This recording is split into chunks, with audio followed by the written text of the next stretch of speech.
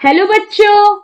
Let's read the question. The type of molecular forces of attraction present in the following compound is option A intermolecular hydrogen bonding, option B intramolecular hydrogen bonding, option C van der Waals forces and option D all of these.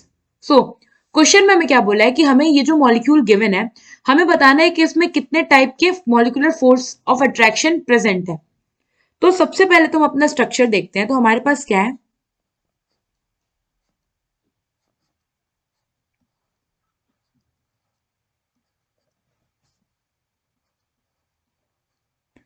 ये है हमारा compound.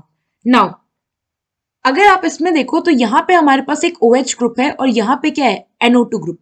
Now जैसे कि आपको पता है hydrogen bonding कब बनती है, जब कोई इलेक्ट्रोनेगेटिव एटम क्या करता है, अप्रोच करता है ऐसे हाइड्रोजन के साथ जो कि ऑलरेडी किसी इलेक्ट्रोनेगेटिव एटम से बॉन्डेड हो। नाउ हाइड्रोजन स्पेशली बॉन्ड हो ऑक्सीजन, फ्लोरीन और नाइट्रोजन से। तो इस केस में क्या होता है, जब कोई दूसरा electronegative atom like oxygen, fluorine या नाइट्रोजन अप्रोच करेगा तो ये क्या करेगा, इस हाइड्रोजन के साथ बॉन्ड करेगा और ये जो बॉन्डिंग होती है ये होती है हाइड्रोजन बॉन्डिंग। तो यहां अगर आप देखो OH और NO2 में हाइड्रोजन क्या करेगा, नाइट्रोजन को अप्रोच करेगा। तो यहाँ पे बना हमारा हाइड्रोजन बॉन्ड। अब क्योंकि ये सेम मॉलिक्यूल में ही बॉन्ड बन रहा है, ये बॉन्ड हो जाएगा हमारा इंट्रामोलिक्यूलर हाइड्रोजन बॉन्ड।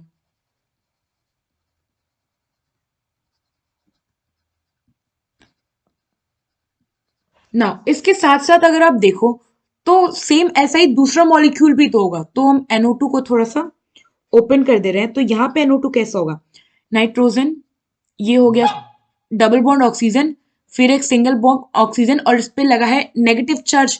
नाउ अब क्या होगा, यहाँ पे हमारा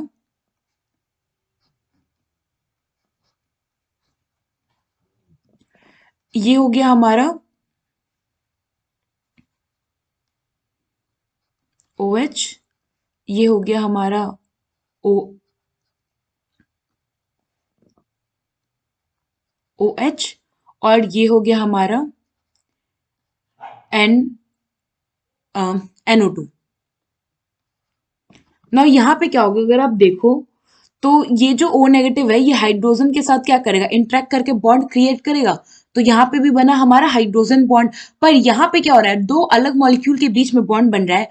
तो ये हो जाएगा हमारा इंटर मॉलिक्यूलर हाइड्रोजन बॉन्ड। तो ये दोनों बॉन्ड हो गए। अब ये जो दोनों हमारे बॉन्ड है या आप कह लो फोर्सेस हैं, इंटरमोलिकुलर हाइड्रोजन बॉन्ड और इंट्रामोलिकुलर हाइड्रोजन बॉन्ड, ये वंडर वॉल फोर्सेस के ही टाइप है। सो इस मॉलिक्यूल में इंटरमोलिकुलर, इंट्रामोलिकुलर और वंडर वॉल फोर्स, ये तीनों तरह के फोर्सेस प्रेजेंट है।